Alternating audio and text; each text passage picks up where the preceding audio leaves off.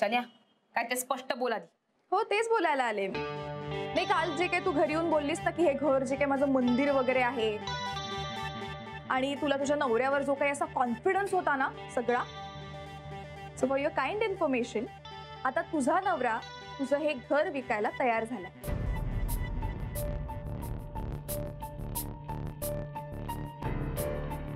अगं सिरियसली तयार झालाय तो.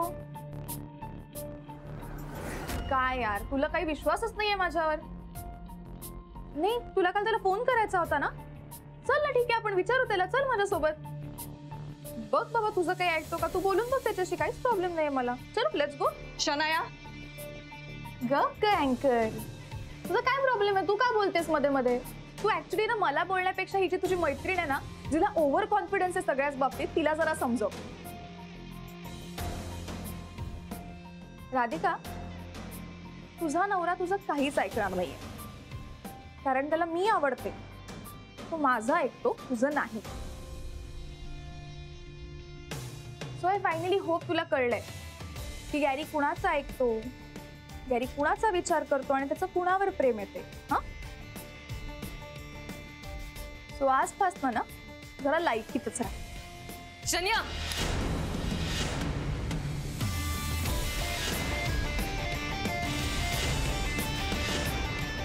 Don't even think of it.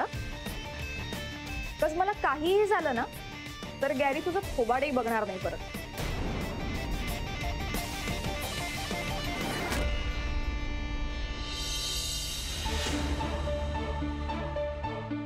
And by the way, all the best.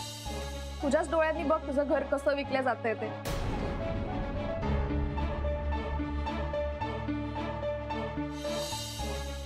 Bye.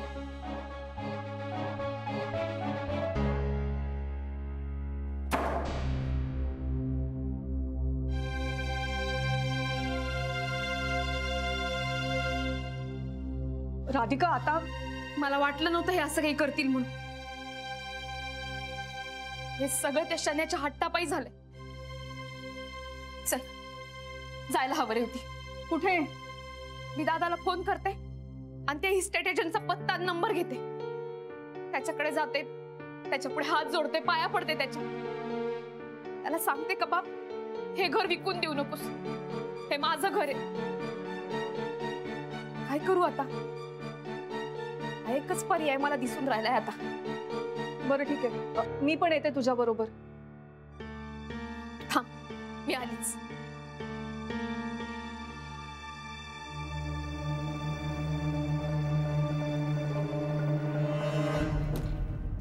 Good morning.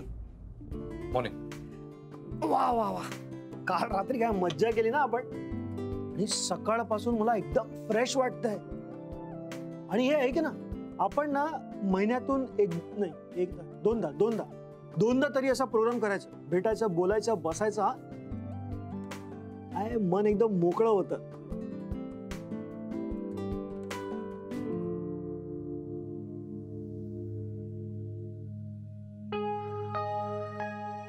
गुरु, काय झालं?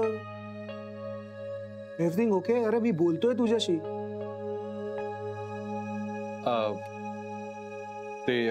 अरे बोल ना. मला सांगतोयस ना, मग एवढा विचार का करतोयस? बिंदास बोल. काही प्रॉब्लेम असेल तर आपण सॉल्व्ह करूया. आनंद, ऍक्च्युली मी घर विकतोय.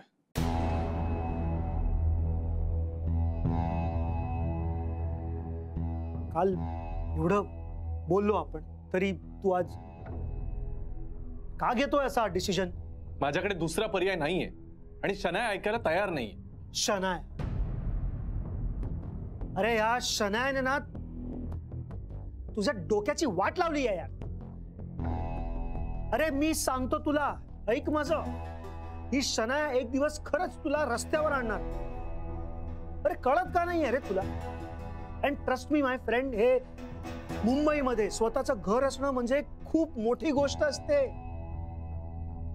ते विकून आता परत नवीन घर घ्यायचं म्हणजे परत ते लोन आणि काय ते झंझट, प्रॉब्लेम्स. तुला समजत का नाही आहे यार? अरे तू समज ना यार. हे बघ आनंद, मी शनायामध्ये इन्व्हॉल्व आहे आणि एक प्रकारची लाईफस्टाईल मी ठरवली आहे आणि मी त्या पद्धतीने जगायचा प्रयत्न करतोय. काय प्रॉब्लेम? पण शनाया तुझा लाईफ पार्टनर बनण्याची योग्यतेची आहे का? What do you mean by life partner होण्याच्या लायकीची आहे का? आनंद, माझं प्रेम आहे तिच्यावर. पहा, प्रेम, प्लीज गुरु, मी तुला पुन्हा सांगतो, प्रेम आणि अट्रॅक्शन याच्यात खूप फरक असतो. Don't tell me. आता ना मला परत ते प्रेम आणि अट्रॅक्शन यातले फरक नका समजवत बसू. ओके, मला ठरवू दे की आमच्यामध्ये प्रेम आहे, अट्रॅक्शन आहे की अजून काही आहे. तुम्ही सगळ्यांना तुमच्या पॉइंट ऑफ व्ह्यूने याच्याकडे बघून मला सल्ले देत नका बसू प्लीज. ओके, शनाला सोड बाजूला, पण घराचं काय? तुझं घर जे तू कष्टाने घेतलं होतंस ते घर. अरे घर म्हणजे नुसत्या 4 भिंती नसतात रे. प्रेमाने, आपुलकीने, जिव्हाळ्याने ते घर बनतं. जे तुझ्या बायकोने, राधिका वहिनीने बनवलं, हे सगळं तू विकून टाकणार? आनंद, माझ्याकडे दुसरा चॉईस नाहीये रे. Oh yes, you are just left with bloody one choice and that is Shanaya. हे बघ गुरु, जर तुला माझं बोललेलं आवडत नसेल तरी ऐक, अजूनही वेळ गेलेली नाहीये. Please please think about it, please.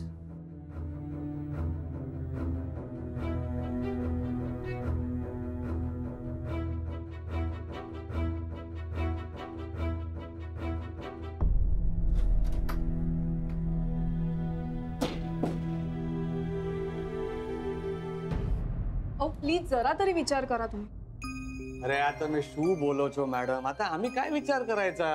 बघ, तुम्ही कोण आम्हाला माहित नाही, आम्ही आमचा धंदा डाऊन कसं काय करायचा? अहो पण मी काय म्हणून राहिले ते ऐकून तरी घ्या. अहो मी बायको आहे त्यांची. अरे તમારી વાત સાચી છે બેન, પણ અમે કોઈની સાથે જબરદસ્તી તો નથી કરી ને. તે सबूरूनच आले आमच्याकडे, आम्हाला घर विकायचंय म्हणून. मग आम्ही विकून देणारच ना. तुम्ही थोडा तरी विचार करा ना माझा. आता आम्ही काय विचार करू? त्यांच्या त्या पार्टी सकट बोलणं पण झालंय, त्यांना ते फ्लॅट आवडला पण आहे. अरे मारा हातમાં કઈ નથી. असं कसं? पण तुम्ही त्यांना खरं काय ते सांगा, कदाचित त्यांचा विचार बदलेल. असं म्हणून आम्ही आमचा धंदा डाऊन करायचा का? जो मॅडम, तो माणूस लई मोठा माणूस आहे. देसाई नाव आहे त्याचं, ज्यांनी फ्लॅट बघितलाय. आणि वास्तुशास्त्राच्या प्रमाणे तो फ्लॅट एकदम अप्रतिम छे. चांगलंच आहे हो माझं घर. म्हणजे आता सध्या मला तिथे राहता येत नाहीये, पण हे बघा, प्लीज काहीच उपाय नाही का ह्याच्यावर? म्हणजे माणुसकीच्या दृष्टीने विचार करा आणि काहीतरी उपाय सांगा प्लीज. अरे आता मी काय सांगू? बघा, मी एक काम करतो, मी तुम्हाला त्यांचं नाव आणि पत्ता लिहून देतो, तुम्ही बोलून घ्या त्याच्याशी. ह्याच्यापेक्षा जास्त हेल्प मी तुमची करू शकत नाही. अरे आफ्टर आमचा पण बिझनेस आहे ना, समजून घ्या ना.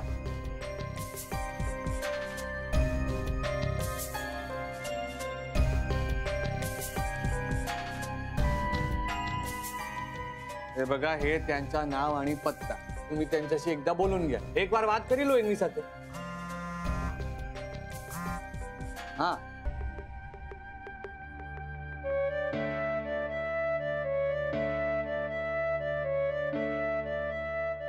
माझं घर वाचवण्याचा हा एकच प्रयत्न उरलाय. वाव, मस्त चाल खेळलीस तू शनाया. गुरुनाथला बरोबर अडकवलं श्रेयसला मदतीला घेऊन. मला तर वाटलं डील होतंय की नाही.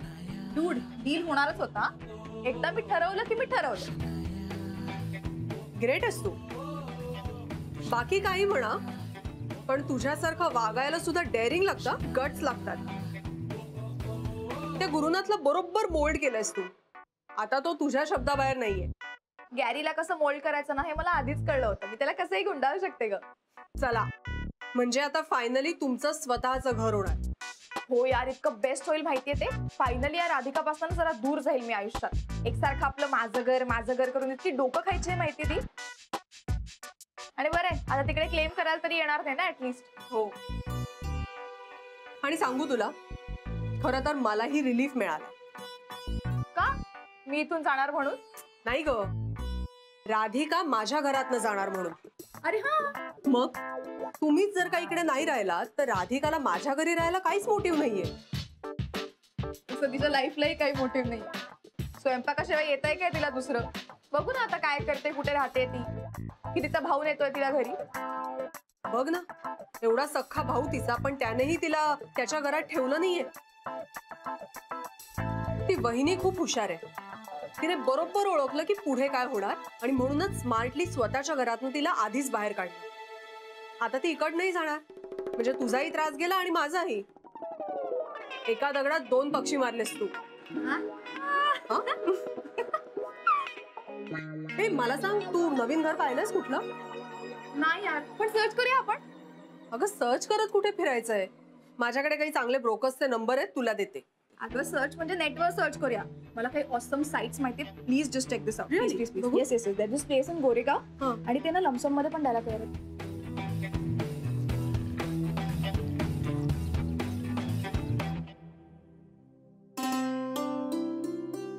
चला निघूया. कधी एकदा नवीन घर बघेन असं झालंय मला. अगं थांब जरा. परवा ते घर बघायला गेलो होतो ना, त्या मिसेस सुभेदार त्या आता इथे भेटायला येत आहे. अगं पण आपण ओळखणार कसं त्यांना? फोन केला तेव्हा आरतीच करत होते. रेवती ते तेच असतील. चल. काय माहित नाही असेल. मिस्टर देसाई. हो. नमस्कार. मी राधिका गुरुनाथ सुभेदार, म्हणजे गुरुनाथ सुभेदारांची बायको. पण परवाच्या दिवशी तर त्यांनी वेगळ्याच. हा, म्हणजे सध्या आम्ही एकत्र राहत नाही. तुम्हाला एक विनंती करायला आली. बोला ना. काय आहे की सध्या जरा आमच्यात भांडण आहे. त्या पोरीच्या नादाला लागून यांनी घर विकायचं ठरवलं. मी तुम्हाला विनंती करायला आले की काहीही करा, पण हे घर विकत घेऊ नका. हो पण मी त्या घराचे सगळे कागदपत्र चेक केले. ते घर पूर्णपणे गुरुनाथ सुभेदारांच्या नावावरती आहे. आणि हो,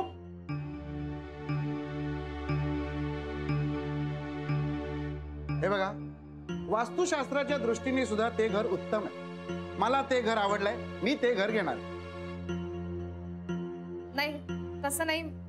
म्हणजे हे बघा मॅडम, तुमचे घरातले जे काय कलह असतील ना, ते तुमचे तुम्ही सोड. मला त्याच्यामध्ये आणू नका. मला ते घर आवडलंय. मी ते घर घेणार. हे बघा मिस्टर देसाई, ही बायको आहे त्यांची आणि त्या घरावर हिचाही तेवढाच हक्क आहे. हो पण मॅडम, मी कशावरून विश्वास ठेवू? तुम्ही म्हणताय आज ही बायको आहे, परवाच्या दिवशी त्या दुसऱ्याच बाई होत्या. हे बघा, तुम्हाला जे काय सांगायचंय ना, ते तुम्ही गुरुनाथ सुभेदारांना सांगा. मला काही सांगू नका. माफ करा मला. नाही,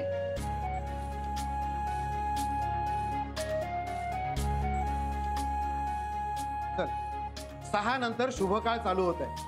आपण घर बघून घेऊया आणि घराचं फायनल करून टाकूया. नमस्कार मॅडम, मी येतो. साहेब एकदा विचार करून पहा ना. साहेब,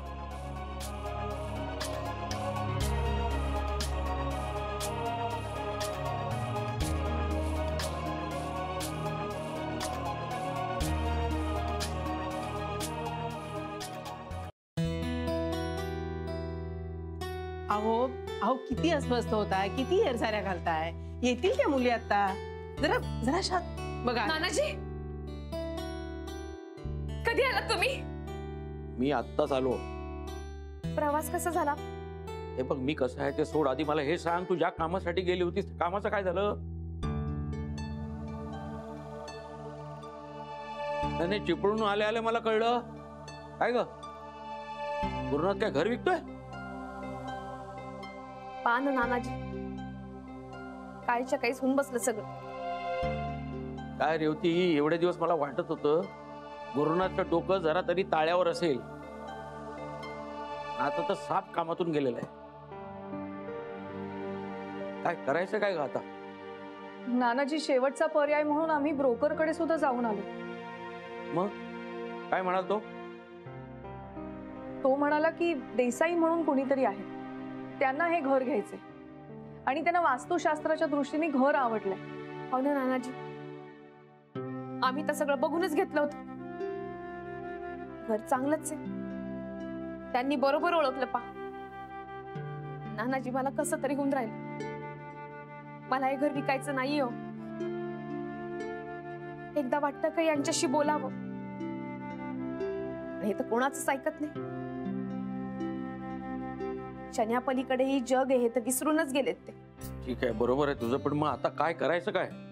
नानाजी, आम्ही त्या ब्रोकर कडून देसाईंचा पत्ता घेतला. आम्ही त्यांच्याकडे जाऊन आलो, पण त्यांनी सुद्धा नकार दिलाय. त्यांना हे घर हवंच आहे. नाही, तो कशाला सोडीत, तो येणारच. मला असं वाटतं असं काहीतरी घडायला हवं ज्यामुळे त्या माणसाचा हे घर घ्यायचा विचार बदलेल. पण असं कसं होईल? नानाजी, काही करून या घराची विक्री थांबवा. हे बघ राधिके, तू काही काळजी करू नकोस. जे काय करायचं आहे ना ते आपल्याला विचारपूर्वक करायला हवं. रेवती, तुला काही मार्ग सापडतोय का जेणेकरून ते देसाई इथून निघून जातील? नाही नाही, तुम्ही असल्या काहीतरी लफड्यात पडू नका. उगाच नको राधिका, तू असल्या भानगडीत पडू नकोस. तू उगाच आता घाबरू नकोस ग. घाबरून चालेल कसं? राधिके, त्या ब्रोकरला आपण फोडला तर? नाही नाना, मला नाही वाटत ते शक्य होईल. म्हणजे त्याच्या बोलण्यावरून तरी तसं अजिबात वाटलं नाही. हो ना नानाजी, म्हणजे आम्ही त्या ब्रोकरशी सगळं बोललो, पण त्यांनी तर त्यांचा नंबरच दिला आमच्याकडे. मला नाही वाटत तो तरी स्वतःचं कमिशन काऊन घालवेल. नानाजी, अहो आजकाल पैसा मोठा झालाय माणुसकीपेक्षा ना. राधिका, तू नको काळजी करूस, त्रास नको करून घेऊस बाळा. माझ्याकडे एक आयडिया आहे.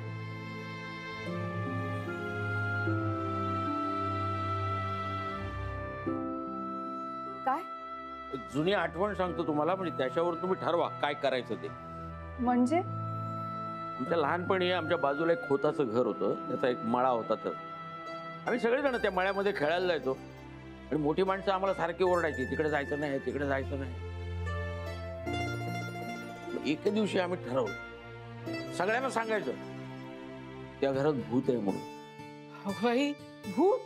मग त्या घराकडे नंतर कोणी फिरकलंच नाही. आम्हाला आमची हक्काची जागा मिळाली.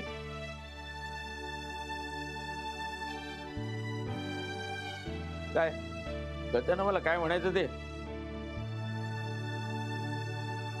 सरळ मार्गाने त्यांना घालवता येत नसेल तर आडवळणाचा मार्ग पत्करलेला चांगलाच. काहीतरी काय?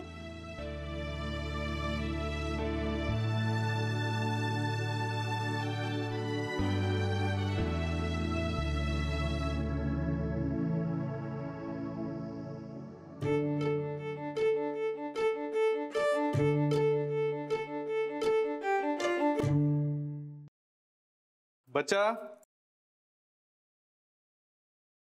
ए बच्चा, कुठे गेली? बच्चा काय? Welcome home. वाव,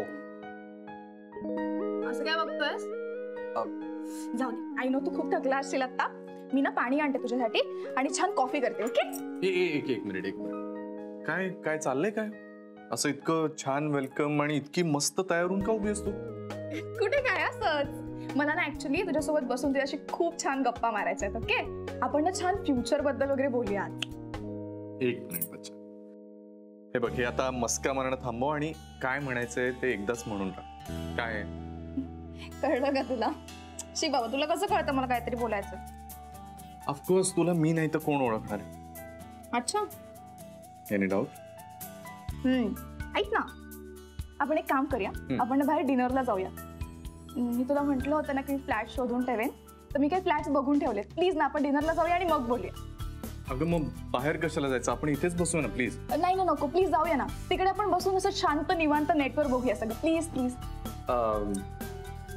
बरं ठीक आहे, चल मी चेंज करतो. ए नाही, नको, काहीच गरज नाही. एकदम हँडसम दिसतोयस तू. आज ना आपण तुझ्या फेवरेट रेस्टॉरंट मध्ये जाऊया. प्लीज चल ना, लगेच जाऊ. अगं पण जस्ट आलोय मी लगेच. मी काय नाही होत, मस्त दिसतोयस तू, हॉट दिसतो एकदम. चल लवकर. ओके बरं ठीक आहे, चल.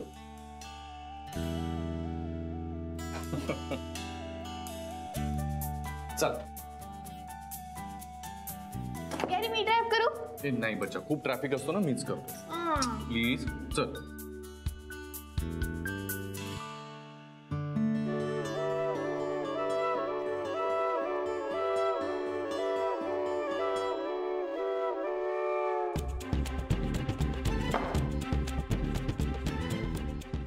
चावी घेतलीस? हो.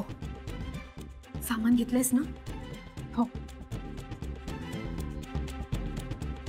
आता काही झालं ना तरी मी शनाला माझं घर विकूच द्यायची नाही.